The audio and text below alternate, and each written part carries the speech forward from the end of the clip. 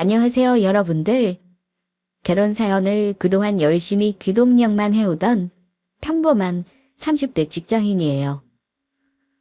사실 저도 나이가 차면서 결혼에 대한 생각이 많아지면서 다른 결혼하신 분들은 어떻게 사시는지 또 결혼 생활로 인해 생긴 문제들을 어떻게 슬기롭게 헤쳐나가는지 이 채널을 통해서 정말 많은 이야기를 전해 듣게 되었어요. 저희 또래들과 결혼에 대한 말이 많이 나오더라도 정작 제 내밀한 이야기를 하게 쉽지 않고 또 또래들과만 주로 대화하다 보니 답답할 때가 많았거든요. 그런데 여기서는 연령도 사정도 다양하신 분들 귀한 사연을 듣다 보니까 결혼에 대한 제 시야를 높이는데 정말 도움이 많이 되었습니다. 저와 결혼 이야기까지 오갔던 사람 역시 저처럼 평범한 사람이었습니다. 저는 대기업에서 일하고 있고 그 사람은 공기업에 다니고 있었거든요. 사실 저희 둘만 뚝 떼어놓고 본다면 소위 사회에서 말하는 누가 더 아깝고 말고 할 만한 사람들이 아니었습니다. 둘 다 수도권 4년제 대학 졸업했고 일하면서 모아놓은 자산도 비슷했고 직장이야 서로 장단점은 있었겠으나 딱히 누가 상대방보다 처진다고 하기도 애매했으니까요. 사실 아무래도 저는 대기업에 다니고 있으니 그래도 공기업보다는 사내 분위기가 좀 경쟁적인 부분이 있거든요. 결혼 이야기가 나오던 당시에는 아직 20대 후반이었기 때문에 겨우 대리 직급을 단 직후라서 그런지 회사에서 좀 더 높이 올라가고 싶다는 욕심도 있었고요. 그래서 남자친구가 은근슬쩍 결혼 이야기를 꺼냈을 때에도 결혼 시기를 당장이라고 생각하고 있지는 않았어요. 이제 우리 둘 다 어느 정도 자리도 잡았고 더 늦기 전에 부모님 서로 뵙는 것도 괜찮지 않겠어? 에이, 아직 우리 나이가 뭐 얼마나 된다고. 나 아직 주변 친구 중에 결혼한 애 한 명도 없어. 더 자리 잡고 천천히 해도 괜찮지 않아? 살아온 환경이 이러다 보니 제 친구들도 다 4년제 대학 졸업하고 좀 일찍 취업한 친구들도 3년제 이상 된 친구들이 없었어요. 이제 막 취업한 친구들도 많았고요. 저도 재수하지 않고 바로 대학 입학하고 한 번도 휴학한 적 없이 학교 졸업한 이후에 곧장 취업해서 일하고 있던 거라 사실 제가 제 친구들에 비해서는 제법 경력이 쌓인 편이었죠. 다들 힘들게 공부해서 좋은 직장 취업했는데 대부분의 제 여자친구들이 일 욕심이 있는 편이어서 당연히 아직 결혼한 친구들도 없었고요. 그래서 솔직히 남자친구가 대뜸 결혼 이야기부터 꺼냈을 때 속으로는 적잖이 당황스러웠습니다. 무슨 그럴듯한 프로포즈가 있었던 것도 아니고 지금이 7, 80년대도 아닌데 저렇게 모두 없게 당연한 행사 치르듯 결혼 이야기가 나온 것도 제 입장에서 썩 마음에 들지는 않았고요. 그러다 보니 남자친구 입장에서는 좀 무안할 정도로 결혼에 대한 반응이 좋지만은 않게 나갔던 것도 같습니다. 너무 이르긴 하다. 제가 저희 엄마한테 그날 남자친구와 나눴던 이야기를 말씀드렸더니 저희 엄마도 대뜸 그러시더라고요. 사실 그렇잖아요. 귀한 자식 뼈 빠지게 대학까지 다 가르쳐놨는데 아무리 부모라 한들 몇 년 제대로 일도 안 하고 홀랑 시집 가버리면 저희 부모님 입장에서도 아깝다는 생각이 들지 않으시겠어요? 그나마 제가 원래 일찍 결혼하고 싶어서 노래를 부르던 사람이라면 또 모르겠는데 남자친구 입에서 결혼이라는 단어가 나오기 전까지 결혼에 대해 일절 생각이 없던 사람이라면 얘기가 다르겠죠. 제 꿈이 나이가 들어도 당당한 커리어 우먼으로 경력 쌓고 멋지게 사는 거라는 걸 잘 아시는 저희 엄마 입장에서 저렇게 반응하시는 것도 절대 무리가 아니었습니다. 그렇지. 역시 이런 게 맞지? 나는 오빠가 갑자기 결혼 얘기 꺼내는데 혹시 결혼 정년기인 남자 내가 이기적으로 내 생각만 하면서 연애하고 있는 건가? 순간 그런 생각까지 들더라니까. 그런데 사실 아직 우리가 그런 게 당연하게 받아들일 정도로 나이가 든 건 아니잖아. 만난 지도 이제 겨우 1년 채웠고 1년을 채웠든 10년을 채웠든 그게 중요한 게 아니라 그동안 결혼에 대해서 당사자인 두 사람 간에 무슨 논의가 있거나 그랬으면 모르겠는데 본인이 그 나이에 결혼할 생각이 있었으면 미리부터 얘기를 하든가. 본인 생각이 그렇다고 당연히 너도 그렇게 생각하는 것도 아닌데 저러는 건 좀 갑작스럽지. 솔직히 나한테는 좀 먼 얘기라고 생각하는데 됐든 부모님 보자고 하니까 진짜 당황스럽더라고. 엄마는 내가 결혼한다고 남자친구 데려오면 어떨 것 같아? 난 너 천천히 보내고 싶었는데. 요즘 30 넘어 결혼하는 사람들 널리고 널린 데다가 네가 일 욕심이 없는 편도 아니고 결혼하고도 직장에 계속 다닐 테지만 아무래도 결혼 전하고 같을 수 없잖아. 어느 정도 너 자리도 잡고 그런 애 보낼 거라고 생각했는데 엄마도 좀 당황스럽네. 평소에 제가 저희 엄마랑 워낙 친구처럼 지내거든요. 솔직히 친구들한테도 못하는 속 이야기도 엄마 앞에서 꺼내놓는 경우가 많습니다. 정말이지 꼭 단짝 친구처럼 돈독한 모녀지간이죠. 그도 그럴 게 저희 아빠가 저 중학생 때 돌아가셨거든요. 게다가 제가 외동딸이기도 하고요.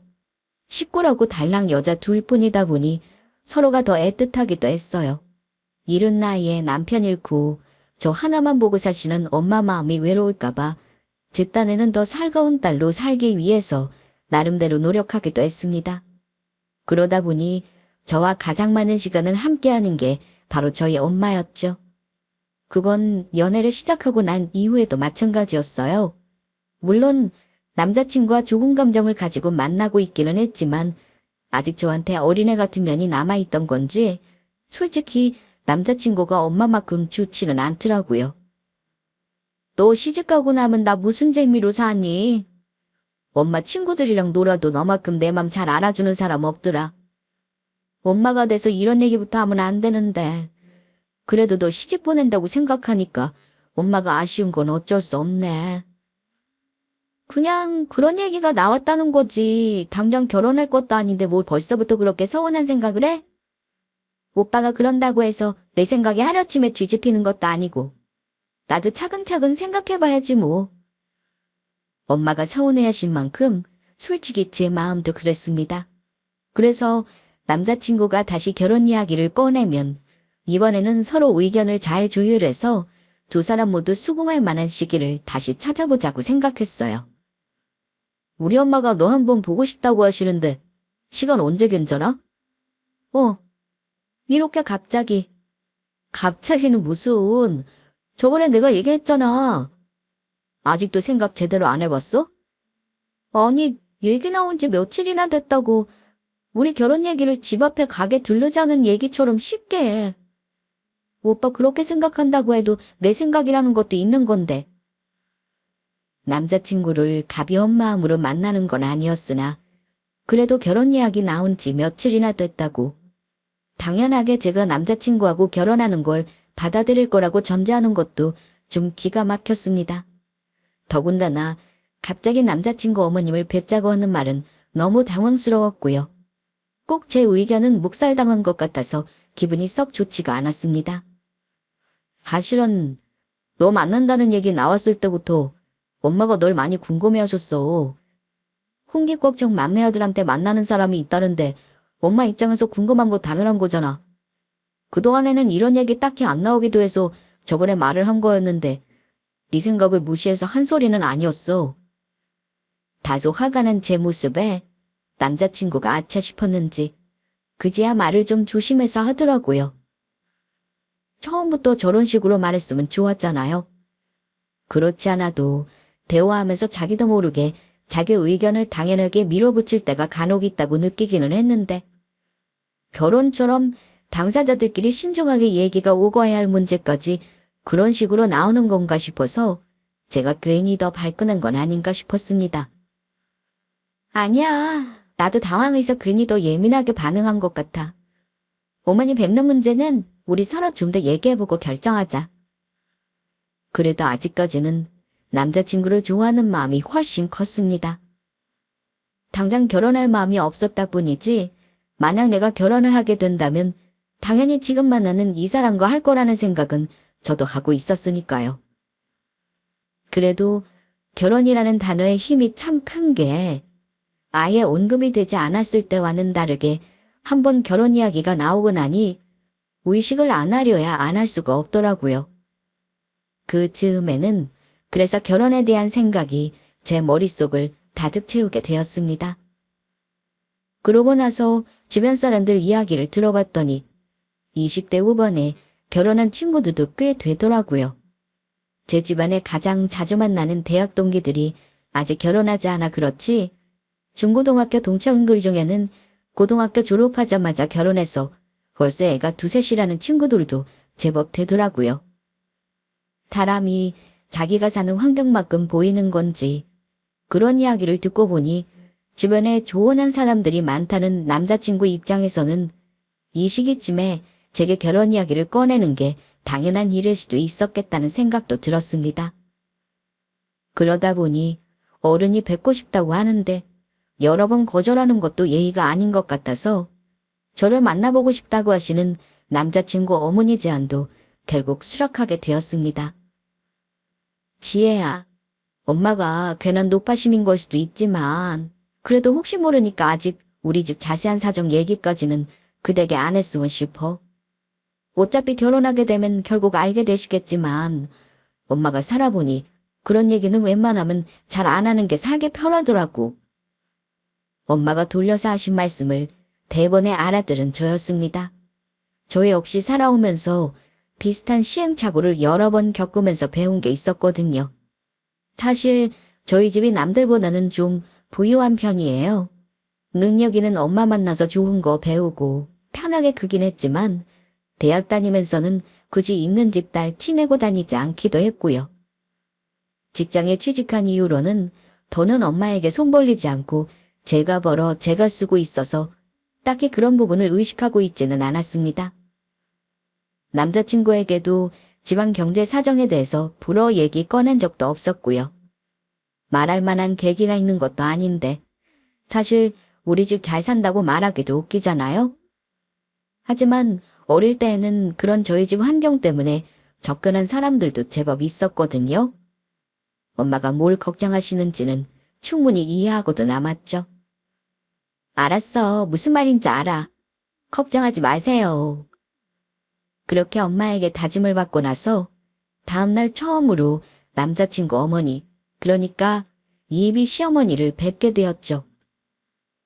예비 시어머니는 꼭 텔레비전에 나오는 전형적인 시어머니처럼 기가 좀 세 보이는 인상이어서 좀 주눅이 들긴 했습니다. 그래도 몸에 두르신 거나 말투도 그렇고 교양 있는 분이셨어요. 괜히 첫인상만으로 사람 판단하지 말자고 속으로 생각하며 묻는 말씀에 공손히 답하며 제법 괜찮은 시간을 보냈습니다. 결혼이라는 단어를 신경 쓰다 보니 내가 더 긴장했나 보다 생각하는 찰나 예비 시어머니가 물으시더군요. 듣기론 홀어머니 밑에서 컸다고 알고 있는데 어머니께서 무슨 일을 하시나? 우리 나이 때에는 이런 것도 중요하거든. 자식 낳아 키우는 게 노후수단이 시대에는 이제 지났기도 하고. 그러니까 한마디로 혼자 되실 너희 엄마 노후 준비는 제대로 되어 있느냐 그 소리였겠죠. 올 것이 왔구나 싶었습니다. 이것도 참 편견인데 제가 엄마 한 번만 계시다고 하면 다들 제가 당연히 저희 엄마 부양이라도 해야 할 것처럼 받아들이시더라고요.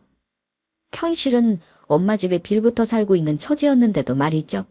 하지만 예비 시어머니가 정말 저를 예비 며느리로 생각하신다면 그분 입장에서 묻지 못할 말씀도 아니기를 했습니다. 세상 어느 부모가 자기 자식 결혼시킨 후에 상대방 부모님 부양까지 하길 원하겠습니까? 저도 그건 이해하고 있었어요. 어머니께서 지금도 직장에 다니고 계세요. 대단한 건 아니지만 항상 하나뿐인 자식에게 짐될 생각 없으시다면서 노후 대비도 하셨고요. 저도 대학까지는 집에서 도움받았지만 직장 다니고 제가 벌기 시작하면서부터는 어머니한테 손 벌리지 않았고요. 저희 집은 각자 앞가림은 각자 하자는 주의여서요. 아드님 저한테 장가 보내시더라도 저희 엄마 먹여 살리게 하지는 않는다는 말을 돌려 했습니다. 그러면서도 굳이 미리 얘기할 필요 없는 저희 엄마 재산 사정은 적당히 언급을 피하면서 말이죠. 제 딴에는 예비 시어머니의 걱정과 저희 엄마의 걱정을 모두 덜기 위한 최선의 답변이었습니다. 그런데 그 말이 예비 시어머니에게는 별로 탐탁지 않게 들린 모양이었어요. 모시고 살 것까지는 없어도 따로 기대할 만한 것도 없다는 소리구나. 엄마는 뭐 처음 보는 자리에서 그런 것까지 캐먹고 그래요. 지혜 당황스럽게. 남자친구 말대로 좀 당황스럽긴 하더라고요. 꼭 저희 엄마한테 따로 기대한 게 있다는 말처럼 들리잖아요. 저 이만큼 키워줬으면 제 입장에서 받을 만큼 받았다고 생각해왔기 때문에 더 그렇게 느껴진 걸지도 모르겠어요. 아무리 남자친구 어머니라 하더라도 처음 뵙는 분인데 그런 부분까지 언급한다는 게 다소 무리하게 느껴지기도 했고요. 그래도 연장 자신이 굳이 제 불쾌한 기분을 펴내지 않으려고 했습니다. 아까 엄마 말 신경 쓰였어? 너무 마음 쓸 거 없어. 우린 아이 때는 그런 거 잘 몰라도 비슷한 연배이시니까 아무래도 그런 부분이 더 신경 쓰이시나 봐. 나도 그렇고 자기도 그렇고 결혼해서 살게 되면 우리 사는 거나 신경 쓸 일이지. 우리 엄마도 노후 준비는 어지간히 되어 있으니까 서로 그런 걸로 불편해지지 말자는 거지. 그 말을 듣고 보니 정말로 결혼이라는 게 현실이라는 것이 실감이 나더라고요. 따질 것 확실하게 따지고 넘어가는 게 이성적으로 맞는 거라는 생각은 들었는데, 그러면 만약 우리 엄마를 정말 내가 부양해야 했더라면 저 사람이 저렇게 당연하다는 듯이 결혼 이야기를 꺼낼까 싶은 생각이 드는 게 좀 서운한 생각이 들기도 했습니다. 제가 그 집 어머니한테 인사를 드렸는데 우리 엄마한테는 남자친구 인사시키지 않은 것도 이상하길래 그렇게 또 어영부영 인사하는 자리를 만들게 되더라고요. 뭔가 내 강한 의지로 일이 이루어진다기보다는 하나가 진행되니까 당연히 다음 단계로 착착 넘어가는 느낌이었어요. 다들 이렇게 구렁이 담 넘어가듯 결혼으로 넘어가는 건가 하는 생각까지 들더라니까요. 그래도 그 즈음에는 결혼에 대한 얘기를 하도 많이 들어서 그런가 저도 이런 식으로 자연스럽게 결혼하게 되겠구나 받아들이게 되더라고요. 그렇게 구체적이지는 않더라도 대략적인 결혼에 대한 얼개가 대강 나오게 되었습니다. 제가 당장 결혼할 생각이 급하지 않으니 시기가 급하게 잡히지는 않았으나 서른 즈음에는 구체적인 결혼 일정을 세워보자고 양가에서 암묵적으로 합의가 되었습니다. 사실 결혼이라고 해봤자 1년 조금 더 되는 시간이 남아있는 셈이었으니 결혼을 조금 일찍부터 시작하는 커플들이라고 하면 직장인이 뭐니 차근차근 알아볼 만한 시기이기도 했어요. 인생에서 단 한 번뿐인 결혼인데 요새 애들이 좋아한다는 스몰 웨딩이니 그런 거 나에 생각하지 마라. 결혼식이 말이 결혼식이지 당사자 두 사람뿐만 아니라 사실상 부모님들 인맥 관리하고 그동안 축의금 오간 거며 사회생활하는 자리나 마찬가지인데 어른들 보기에도 안 좋다. 저는 스몰 웨딩의 숫자도 꺼내본 적이 없는데 뜬금없이 듣는 소리에 조금 어리둥절했습니다. 결혼에 대한 이야기가 나오기 시작하니 자연스럽게 양가를 오가며 식사하는 자리도 종종 생기게 되더라고요. 그날은 남자친구의 형님 부부도 식사 자리에 함께 하셨어요. 예비 시어머니 잔소리는 제가 듣고 있는데 남자친구 형님의 부인, 제게는 동서가 될지도 모르는 분의 표정이 어둡더라고요. 예전에 남자친구와 따로 형님 부부를 뵈었을 때는 항상 상냥하고 표정이 밝으셨던 분이셔서 신경이 쓰였습니다. 아까 어머님이 하신 말씀, 저 들으라고 하신 말씀이에요. 저희끼리 차나 한잔하자고 식사 이후에 카페에 자리를 잡자마자 예비동서가 됐든 말하더군요. 아무래도 식사 내내 제가 예비동서 신경을 쓰고 있다는 걸 눈치채고 미리 입을 연 것 같았습니다. 사실 저는 저희 신랑이 큰 결혼식을 별로 안 하고 싶었거든요. 저도 지혜 씨처럼 아버지가 일찍 돌아가신 편이어서 신부 입장 때 따로 손잡고 들어와 주실 분이 마땅치 않았고요. 그렇다고 형식에 맞추느라 평소에 교류도 없던 친가 친척분들 어른 손잡고 들어가고 싶지 않았거든요. 그래서 남편이랑 상의 끝에 저희 결혼을 진심으로 축하해 주실 분들만 모셔서 소규모로 결혼식을 하고 싶다고 말씀을 드렸더니 어머님이 난리가 나셨어요. 결혼식이 무슨 소꿉장난인 줄 아냐면서 키워준 부모한테 기본적인 도리는 해야 하는 거 아니냐며 고래고래 소리를 지르시는데 서러워서 눈물이 다 나더라니까요. 그렇게 제 로망이었던 스몰 웨딩은 물 건너 간 거죠 뭐. 이런 비하인드를 처음 듣는 제 입장에서는 예비 시어머니가 너무했다 싶더라고요. 저도 신부 입장에서 손 잡아주실 아버지가 안 계시는 입장이라 예비 동생에게 감정이입이 되기도 했지만 사람이 말이 아다르고 어다른데 마음 좀 헤아려 주시고 좋게 말씀하실 수도 있는 거였잖아요. 그리고 보통 결혼식 자체를 중요하게 생각하는 건 신랑 쪽보다는 신부 쪽이잖아요. 다른 건 몰라도 결혼식만큼은 어지간한 건 다 신부 쪽에 주로 맞춰준다고 알고 있었는데도 저렇게 입김을 행사하려는 것도 좋게 보이지 않았습니다. 저는 아직 잘 실감이 나지 않아 모르겠지만 그래도 평생 결혼식에 대한 환상을 품고 사는 사람들도 많은데 어머님이 좀 너무하셨네요. 형님도 많이 서운하셨겠어요. 이제는 살면서 하도 이런저런 일 많이 겪다 보니 이 정도는 그냥 허허 웃으면서 넘어가요. 처음에는 신랑이랑 정말 많이 싸웠는데 이게 하루 이틀 싸우는 걸 가지고 해결될 일이 아니더라고요. 그 사람도 참 효자거든요. 도련님도 그 사람만큼은 아니어도 만만치 않게 효자라서 앞으로 지혜 씨가 고생할 일이 있을까봐 그게 걱정이네요. 다른 사람들은 몰라도 시쳐 들어간 사람한테 듣는 효자라는 소리는 그렇게 좋은 뜻이 아니라는 것 정도는 알아들을 눈치가 있었습니다. 지금 와서 생각해보면 저와 여러모로 공통점이 많았던 예비동서가 미리 해주는 경고였던 것도 같습니다. 먼저 겪어본 입장에서 제가 등에 기름지고 불을 띄어드는 게 보이는데 같은 여자로서 가만히 두고 보고 있을 수만은 없었나 봐요. 어찌되었든 참 좋은 사람이었습니다. 사람을 자주 보다 보니 어쩔 수 없이 안 좋은 점도 많이 발견하게 되더라고요.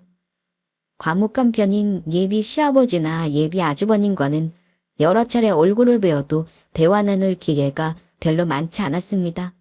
문제는 예비 시어머니였죠. 어떤 자리에서도 예비 시어머니는 자기 의견이 그 모임의 중심이 되어야만 하는 사람이었어요. 소위 말하는 여왕벌 타입이라고나 할까요? 얼핏 보아도 시댁에서 예비 시어머니의 발언권이 제일 세다는 것쯤은 어렵지 않게 짐작할 수 있었습니다. 내가 아들 둘을 다 아버지 안 계시는 집에 보내려고 하니 그건 또 그것대로 아쉬운 점이 있더라고. 집안에 가장이 든든하게 자리를 잡고 있는 거랑 그렇지 못한 거랑 같을 수가 없는데 우리 민호 때도 그랬는데 우리 영호도 의지할 장인어른이 없다고 생각하니 좀 아쉽더라고. 그 성정에 제가 아버지가 생전에 계셨으면 그때는 또 그 상황에서의 아쉬움을 만들어서라도 찾아내실 분이었습니다. 저는 결혼한다고 시부모님한테 딱히 도움받을 생각이 전혀 없었고 그때까지만 하더라도 남자친구, 그러니까 제 예비 신랑 역시 같은 생각이라고 찰석같이 믿고 있었기 때문에 그냥 대수롭지 않게 넘어갔습니다. 결혼까지 한 마당에 독립한 자식들이 부모한테 지원 바라는 건 제 상식으로는 이해가 안 가는 일이었으니까요. 본인이 아무리 저런 식으로 말씀하셔도 우리 둘 생각이 그렇지 않으면 그만이다 싶었습니다. 네가 사돈 댁 노후 준비가 어지간히 되어 있다고 하니 내가 다른 말은 안 하는데 노후 준비가 꼭 돈만으로 되는 게 아니지 않니?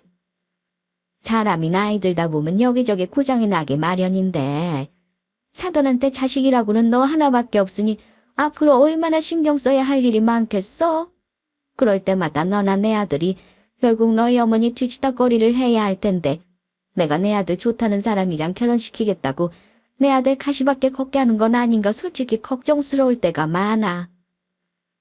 누가 들으면 제 밑으로 줄줄이 부양해야 할 사람 많은 집에 자기 아들을 억지로 살림미천으로 들여보내기라도 하는 줄 알았을 겁니다. 저희 엄마야 사위가 먼저 나서서 그런다고 하셔도 자식한테 짐대기 싫다고 손살을 치실 분이었지만 살다 보면 장모님이 곤란한 일 겪을 때 사위가 몇 번 도와드릴 수도 있는 거 아니에요. 제가 예비 신랑한테만 그런 걸 요구하는 것도 아니고 그 사람이 그런 상황에 처하면 저 역시 똑같이 할 텐데 생기지도 않은 일로 마치 저희 엄마를 짐짝 취급하는 것 같아서 불쾌했습니다. 게다가 저랑 같은 처지인 예비 동서도 떡하니 맞은편에 앉아 있는데 이건 저희 두 사람을 쌈으로 싸잡아서 부모를 욕보이는 거나 마찬가지잖아요. 어른 말씀이라고 몇 번 참아드렸더니 점점 선을 넘는 예비 시어머니였습니다. 다른 건 몰라도 여자 혼자 된 몸으로 하나뿐인 딸 잘 키워보겠다고 갖은 애를 쓰신 제 어머니를 건드리는 것만큼은 절대 그냥 넘어갈 수 없었습니다. 그래서 드물게 예비 시어머니 말에 반기를 들었습니다. 어머니, 지금 그 말씀은 좀 경솔하신 것 같네요. 자식인 제가 뻔히 듣고 있는데 저희 엄마가 짐이라도 된 것처럼 말씀하시는 거 솔직히 불쾌해요. 저희 엄마가 실제로 이 사람한테 뭔가 부담이 될 만한 행동을 한 적이 단 한 번도 없는데 어머니 지레짐작으로 그런 말 들어야 할 만큼 경험 없는 사람 아니에요, 저희 엄마. 전에도 몇 번 이런 비슷한 말씀 하셨을 때 참았는데 다른 건 몰라도 저한테 유일하게 남은 부모님이세요. 앞으로 이런 식으로 말씀 안 하셨으면 좋겠습니다. 자기가 먼저 말실수한 건 생각도 안 하고 그저 제가 자기 말에 반기를 들었다는 사실에 부하가 치밀었는지 예비 시어머니 얼굴에 벌겋게 달아올랐습니다. 아니, 자식 둔 입장에서 걱정이 될 수 있지. 뭘 옳은 말이 벌써 따박따박 말대꾸를 너 그게 너희 어머니 나쁜 소리 듣게 만드는 거야. 막말로 다른 형제도 없이 홀어머니 한 분 계신데 걱정이 안 되면 그게 더 이상한 거지? 그나마 돈이라도 좀 있는 집이면 모르겠는데 그것도 아니고 여자 혼자 남겨주면 손갈 데가 얼마나 많은 줄 알아. 그걸 알아도 평생 단둘이 살아온 저랑 엄마가 더 잘 알지 어머님이 더 잘 아시는 건 아니시겠죠. 그리고 처음부터 분명히 저희 엄마 노후 준비 잘해두셔서 저나 양호 씨한테 손 벌 일을 절대 없을 거라고 말씀드렸는데 왜 당연하게 저희 엄마가 아드님 고생이라도 시킬 것처럼 말씀하시는지 솔직히 이해가 안 돼요. 입장 바꿔서 저희 엄마가 어머님 때문에 제가 고생할 것 같다고 영호 씨 닥달하면 어머님도 기분 나쁘실 거잖아요. 어머, 얘 말하는 것 좀 봐. 그 말하지 못해. 당신 말 함부로 하는 버릇 좀 고치라고 그렇게 말을 했는데 아직 식지 않은 사람한테 이런 소리까지 듣게 만들어. 예비 시아버지 불효령에 겨우 입을 닫은 예비 시어머니였습니다. 뭐 말하는 걸 들어보니 예비 시아버지도 정말 저한테 미안해서라기보다는 아랫사람한테 창피한 모습 보이는 꼴을 더 못 보겠어서 하신 말 같기는 했으나 어쨌든 말 함부로 하는 예비 시어머니 입은 막았으니 됐다 싶었어요. 제가 못할 말한 것도 아닌데 기죽을 이유도 없었고요. 다만 말이 이 상황까지 치닫고 있는데도 입 꼭 닫고 있는 예비 신랑이 못마땅해 죽을 지경이었습니다. 오빠, 나랑 우리 엄마가 그런 말도 안 되는 소리까지 듣고 있는데도 입 꼭 다물고 가만히 있더라. 내가 그러기 전에 오빠가 먼저 말 함부로 하지 말라고 했어야 하는 거 아니야? 다른 것도 아니고 내가 우리 엄마 문제만큼은 안 참는다는 거 알면서. 아니, 나는 내가 끼어들면 괜히 문제만 더 커질까봐 그랬지.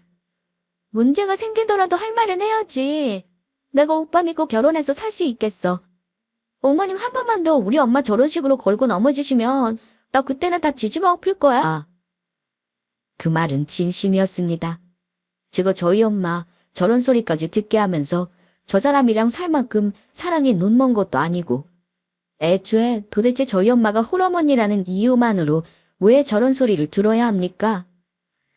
저희 엄마는 그저 열심히 살아온 것밖에 없는데요. 다음에 걸리면 예비 시어머니고 예비 남편이고 정말 가만두지 않으리라 다짐했습니다. 그렇게 속 시끄러운 날을 보내던 중 근무 중에 갑자기 저희 엄마한테서 전화가 왔어요. 평소에 일하는데 방해된다고 일할 때는 절대 전화를 안 하시는 엄마였기에 무슨 일인가 싶었죠. 엄마, 이 시간에 무슨 일이야? 전화를 걸어놓고 엄마가 한참 말이 없으셨어요. 전화가 끊겼나 싶어 다시 봐도 그건 아니었습니다. 갑자기 불안감이 엄습했습니다. 아, 엄마 지금 어디야? 지혜야, 엄마 지금 병원이야. 간신히들은 엄마의 병원이라는 말에 불안감은 더욱 커졌습니다. 저는 입사 이래 처음으로 조퇴를 하고는 곧장 엄마가 있다는 병원으로 달려갔습니다. 바로 그날 아침에 엄마 얼굴을 봤는데도 엄마를 본 지가 너무 오래된 것 같은 기분이 들어 심장이 울렁거렸어요. 엄마! 지혜야. 제 얼굴을 보더니 엄마가 한참을 참았던 울음을 터뜨리셨어요. 아빠 돌아가셨을 때도 제가 동요할까봐 애써 울음소리를 꼭꼭 누르시던 엄마셨는데 제 품에 안겨서 아이처럼 엉엉 우시는 모습에 어찌할 바를 몰랐습니다. 이렇게까지 우시는 걸 보면 정말 큰 병이라도 걸리신 건가 싶어 미안해 미칠 지경이었습니다. 이윽고 엄마 울음소리가 잦아들자 저는 겨우 참았던 질문을 쏟아냈습니다. 엄마, 도대체 무슨 일이야? 갑자기 병원에는 왜 와 있고? 얘기 좀 해봐, 제 얼굴을 보며 한참을 망설이시던 엄마가 결국 입을 여셨습니다. 지혜야, 엄마가 암이래. 심장이 발밑으로 떨어지는 기분이었어요. 엄마는 제 삶의 기둥이었습니다. 제가 진정으로 믿고 의지하는 단 한 사람이 있다면 의심의 여지 없이 엄마였어요. 엄마가 잘못될지도 모른다는 생각이 들자 그렇게까지 무서울 줄은 저조차도 알지 못했습니다. 저는 떨리는 목소리로 물었습니다. 그게 무슨 소리야? 나한테는 검사 받는다는 얘기도 안 해놓고 도대체 어디가 어떻다는데? 상태가 어떻다는데? 차마 많이 안 좋냐는 질문을 무서워서 할 수가 없더라고요. 정작 엄마는 한바탕 울고 나니 마음이 진정이 되신 모양인지 차분하게 대답하셨습니다. 얼마 전에 혈변을 봐서 주영이 아는 사람 통해서 검사를 했어. 오늘 와서 결과를 들었더니 대장암이라고 하더라. 오신 김에 다른 필요한 검사들 전부 하자고 하길래 그냥 입원을 했어. 다시 좀 더 자세해지면은 너한테 얘기하려고 머리로는 그렇게 생각을 했는데 갑자기 네 목소리가 너무 듣고 싶어서 견딜 수가 없는 거야. 어미가 돼서 자식한테 이런 식으로 얘기를 하면 안 되는데 그땐 정말 참을 수가 없었어. 많이 놀랐지? 지금 내가 놀란 게 문제야.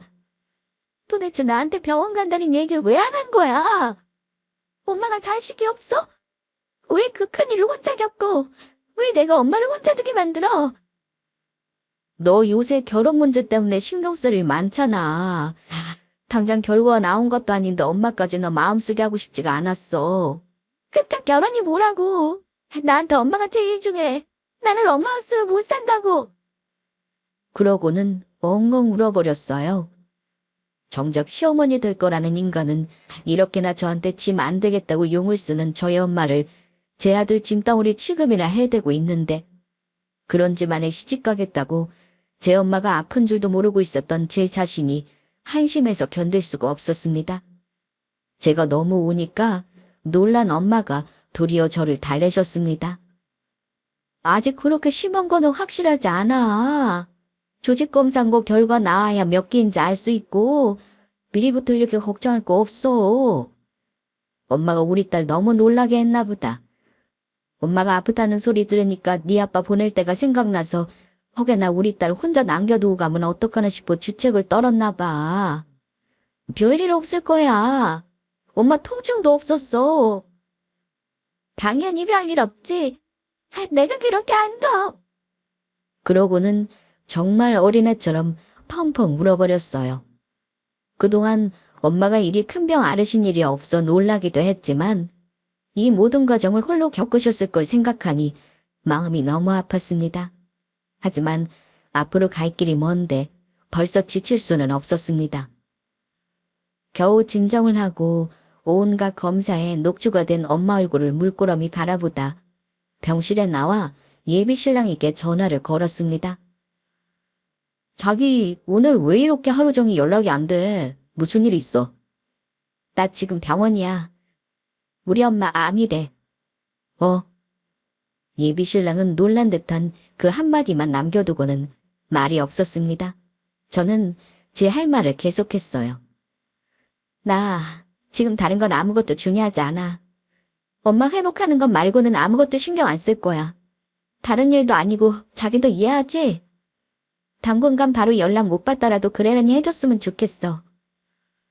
전화 끊을 때까지도 그래서 장모님은 괜찮으시냐? 너는 많이 놀라지 않았느냐? 이 말조차 제대로 못하고 어버버하는 예비 신랑의 한심함이 한숨이 나왔으나 지금은 그런 것을 신경 쓸 때가 아니었습니다. 정말로 회사 휴직이라고 하고 엄마 곁에 붙어있을 결심이었으니까요. 다행히 엄마와 그간 아주 돈독한 관계를 유지해왔던 의료진이기에 검사 결과를 빠르게 받아볼 수 있어 망정이었지. 아니었으면 정말 휴직계를 냈을 거예요. 자세한 건 수술 후에 조직 검사를 해봐야 확실하게 나오겠지만 지금 상황으로 보기에는 대장암 초기인 것으로 보입니다. 전이 든 것도 보이지 않고요. 대장 끝부분 일부를 제거해야 하긴 하지만 부위가 넓지 않아서 회복하신 후에는 정상적으로 일상생활 하실 수 있으실 겁니다. 감사합니다. 감사합니다, 선생님. 그제야 간신히 숨통이 트이는 느낌이었습니다. 엄마 얼굴도 그 말을 듣고서야 비로소 좀 풀리신 것 같았어요. 어제부터 제 앞에서 애써 괜찮은 척 하셨지만 어떻게 괜찮으실 수가 있었겠어요? 다 저 걱정할까봐 그랬던 거겠죠. 저와 엄마는 얼싸안고 그래도 이만하길 다행이라 기뻐했습니다. 빠르게 잡힌 수술 날짜 덕에 엄마와 특실에 머무는 날이 벌써 며칠이 지났어요. 엄마 때문에 정신이 쏙 빠져 있을 때에는 미처 신경 쓰지 못했는데 분명 제가 병원에 온 첫날에 예비 신랑에게 엄마가 암이라는 소리를 했는데 그때까지 엄마 병실 근처에 코빼기도 보이지 않고 있었습니다. 간간히 문자로 어느 병원 어느 병실이냐, 장모님은 좀 괜찮으시냐 메시지를 보내길래 문병이라도 올 모양이다 했는데 아직까지도 나타나지 않자 슬슬 괘씸하더라고요. 아직 결혼식은 안 올렸지만 머지않아 가족이 될 사이 아닙니까? 당연히 소식 듣자마자 병원으로 튀어오는 게 정상 아니에요. 지가 바쁘면 얼마나 바쁘다고 내 엄마한테 도리도 안 하는 건가. 예비 신랑 행동이 곱게 받아들여지지 않았습니다. 수술 전에 체력 떨어질까봐 뭐라도 드시게 하려고 온갖 부드러운 음식들을 엄마 입에 넣어주고 있는데 밖이 소란스러웠습니다. 이내 문이 벌컥 열리고 예비 시어머니가 병실 안으로 들어서더군요. 뒤에는 제 엄마 기세에 쩔쩔대며 쫓아들어오는 예비 신랑이 함께였죠. 제가 뭐라고 입을 열기도 전에 예비 시어머니가 소리를 질러댔습니다. 너 당장 내 아들이랑 파오나. 목소리도 어찌나 무식하게 큰지 병원 복도에 그 여자 목소리가 쩌렁쩌렁 울려 퍼졌습니다. 저희 엄마 입이 놀라서 쩍 벌어졌어요. 순간 열이 뻗쳐서 혈압이 확 올랐습니다. 미쳤어요. 여기 병원이에요. 저 사람한테 얘기 못 들었어요. 우리 엄마 지금 환자예요. 그래, 너희 엄마 암이라며. 가진 거 없는 홀어머니인 것도 못마땅한데 이제 병까지 달았어. 내가 너랑 너네 엄마 봉양하라고 내 귀한 아들 지금 귀하게 먹이고 입혀 키운 줄 알아? 봉양은 도대체 누가 누굴 봉양한다는 거야? 아픈 사람 앞에서 이게 뭐하는 짓이야? 당장 못 나가. 그러니까 내 아들이랑 파혼하라고. 내 아들이 힘들게 번 돈으로 네 엄마 병원비 내는 꼴을 내가 보고만 있을 줄 알아? 정말이지 말이 안 통하는 인간이었습니다. 누가 들으면 제가 제발 나랑 결혼해달라고 제 아들놈한테 사정이라도 한 줄 알겠어요. 정작 저랑 결혼하겠다고 그 아들놈이 저한테 구질구질하게 매달린 건 생각도 못하고 말이죠. 제 장모 될 사람이 암 걸렸다는 이유만으로 제 부인들 여자가 제 어미에게 이리 모진 소리를 듣고 있는데도 제 어미 뒷공문에서 안절부절 못하고 지켜만 보고 있는 저 모자란 놈에게 오만정이 다 떨어졌습니다. 저런 놈 공짜로 준다고 해도 저도 결혼할 생각 더는 없었습니다. 그쯤 되니 저도 정말이지 눈에 뵈는 게 없더라고요. 저 여자를 내가 유절내리라고 생각하고 씩씩대며 다가가려는 찰나 병실 문이 활짝 열렸습니다. 이 사장님 편히 쉬고 계셨어요? 검사 몇 가지 더 진행할 거라 모시러 왔어요. 딱 보기에도 일반 간호사가 아니라 관리자인 티가 나는 경력 있는 분이셨어요. 그런 사람에게 이사장 소리를 들으며 대접을 받는 저희 엄마를 보면서 막대 먹은 모자 눈이 휘둥그레졌습니다. 이사장? 어머, 이사장님 손님 와 계셨나 보네요. 조금 있다가 다시 올까요? 아, 네, 간호과장님. 제가 잠시 후에 다시 연락드려도 될까요? 그렇게 간호과장님이 나가시고 병실 안은 마치 찬물 끼얹은 것처럼 조용해졌습니다. 가장 먼저 입을 연 건 예비 신랑 놈이었습니다. 주여, 정모님이 병원 이사장님이란 말은 없었잖아. 그 말에 눈이 돌아간 제가 그놈 앞으로 달려가 놈 뺨을 철썩 내려쳤습니다. 내가 니놈한테 그런 얘기까지 해야 돼. 니놈이 뭐라고? 그러고는 그놈 어미를 획 노려보았어요. 제 아들이 뺨을 맞는데도 이사장이라는 소리에 정신을 못 차린 모양인지 멍청한 표정을 하고 있는 그 여자한테 시범했듯 외쳤습니다. 왜? 짓불담는 인간들일 줄 알았는데 번듯한 병원 이사장님 소리 듣는 걸 보니까 이제 상황 파악이 좀 되시나 봐. 그래, 우리 엄마가 이 병원 재단 이사장이다. 이 병원 엄마 거야. 가진 거 개뿔도 없는 주제. 모자란 아들로 맞답다니니 어쩌느냐 하더니 좀 있어 보이니까 사람이 달리 보이나 봐. 천박해서 진짜. 겨우 저런 것들이랑 결혼으로 엮이겠다고 내 엄마 별소리 다 듣게 만든 걸 떠올리니 정말이지 눈앞에 모자를 찢어죽이고 싶었어요. 감히 여기가 어디라고 찾아가서 행패입니까? 지혜야, 그만, 그럴 거 없다. 지금 이 상황만 보더라도 그간 제가 어떤 취급을 받았을지 엄마 눈에 훤하셨겠죠. 아직 환자이신데 이런 꼴까지 보게 하다니 송구스러워서 바닥으로 꺼지고 싶었습니다. 제가 들어온 중 가장 차가운 목소리로 엄마가 말씀하셨습니다. 그렇게 소원하신다니 그 파혼 해드리죠. 아픈 어미가 아드님 아낄마가 되겠습니까? 제 딸은 제가 알아서 잘 챙길 테니 잘난 아드님 챙겨서 나가세요. 기재야, 제가 팔 잡힐 기회를 목전에 놓쳤다는 걸 깨달았는지 퍼뜩 정신을 차린 그 여자가 엄마 앞에 무릎을 꿇었습니다. 사부인, 제가 정말 미쳤었나 봅니다. 사부인도 자식 키우시니 이해하시죠? 제가 그만 제 자식 고생할 일에만 눈이 멀어서 사부인께 해서는 안 될 실수를 했어요. 제가 정말 다시는 이런 일 없을 테니 파혼은 없던 일로 해주세요. 아니, 너 왜 그러고 서 있어? 어서 사부인께 빌지 못해? 제 어미 말에 멍청하게 제 뺨을 쥐고 서 있던 놈이 제 어미 옆에 무릎을 꿇더라고요. 진짜 뭐 저런 천지가 다 있나 싶었습니다. 저런 놈에게 평생을 걸려고 했다니 제가 미쳐도 단단히 미쳤던 거겠죠. 나 병들었다고 내 앞에서 내 딸한테 그 모욕을 준 지 채 10분도 안 지났는데 내가 너 같은 것한테 내 딸을 줄 것 같아? 자식이 있으니 이해를 해. 그래. 댁도 자식이 있으니 댁같이 천박한 인간한테 딸 안 보내는 것쯤이야 이해를 하겠지. 내가 숨이 끊어지는 한이 있더라도 너 같은 천박한 종자한테는 내 딸 못 보내. 나랑 내 딸 앞에서 당장 꺼져. 그러고는 단박에 보안요원을 호출하셨습니다. 개처럼 끌려나가는 와중에도 제발 한 번만 용서해달라고 비는 모자꼴이 추해서 구역질이 날 것 같았습니다. 이윽고 주변이 잠잠해지자 엄마가 제 손을 꼭 잡으시더라고요. 엄마가 아파서 너까지 이런 못 볼 꼴을 다 보게 만드는구나. 엄마가 정말 미안해. 하지만 이렇게라도 저런 악기 같은 인간들이 내 딸 인생에서 떨어져 나갔다니 엄마는 정말 천만다행이다 싶다. 앞으로 그 누굴 만난다는들 설마 저것들보다야 낫겠지. 그냥 일땜했다고 생각하자. 슈트는 저것들이 다 부렸는데 엄마가 왜 미안해. 나도 내가 저런 것들이랑 가족들 생각했다는 게 정말 소름 끼쳐. 잘했어, 엄마. 그렇게 저는 저 징글징글한 인간들과 파혼했습니다.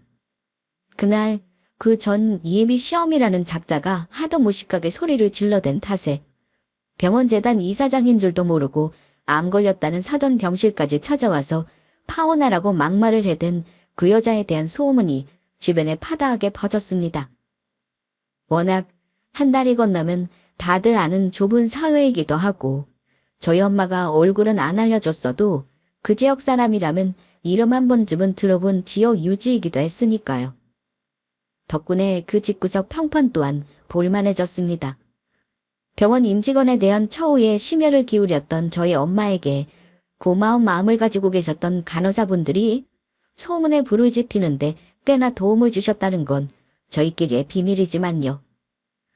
그 이후로 괘씸한 전 예비 신랑에게 여러 차례 용서해달라며 연락이 왔지만 전부 무시했어요. 그 인간한테는 한숨 한 번 쉬어주는 시간조차 내기 아까웠습니다. 이미 그 집구석에 낭비한 귀한 시간이 너무 많아 억울했거든요. 지엄마 꽁무니에 달려와서 병원에서 그 추태를 부리는 걸 멍청하게 쳐다만 본 모자란 놈으로 뒤에서 비웃음을 사고 있다는 소식은 그로부터 좀 후에 동천에게 전해 듣게 되었습니다.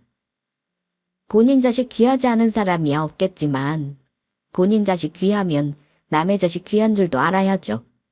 마찬가지로 자기 부모 귀하면 내 부모 귀한 줄도 알아야 했고요. 그런 기본도 안 되는 인간들이니 저희랑 인연을 이을 수 없는 건 당연한 거겠죠. 결혼이 깨지고 나니 뭐에 홀린 것도 아니고 그렇게 결혼에 대한 생각도 없었는데 애초에 왜 그 지경까지 이르렀나 싶을 정도였어요. 그로부터 며칠 후 진행된 엄마 수술은 성공적이었습니다. 조직검사 결과 대장암 1기였더라고요. 한 번의 수술로 종양 부위는 깨끗하게 제거했습니다. 종양 크기가 크지 않아서 수술 이후 회복도 빨랐고요. 엄마가 암이라는 소식을 듣고 놀랐던 건 사실이지만 그래도 이만하길 천만다행이라고 생각하며 엄마와의 사이는 더욱 애틋해졌습니다. 지금은 엄마랑 같이 열심히 운동하고 좋은 것 챙겨 먹으며 건강하고 행복한 하루하루를 함께하고 있어요. 감히 제 소중한 엄마를 홀대했던 괘씸한 것들과 파혼한 이야기는 여기까지예요. 진정한 행복이란 서로에게 진심인 사람들과 함께하는 평범한 하루라는 생각이 드네요. 여러분들도 그러한 하루 보내시길 바라면서 제 얘기는 이만 마치겠습니다. 들어주셔서 감사드려요.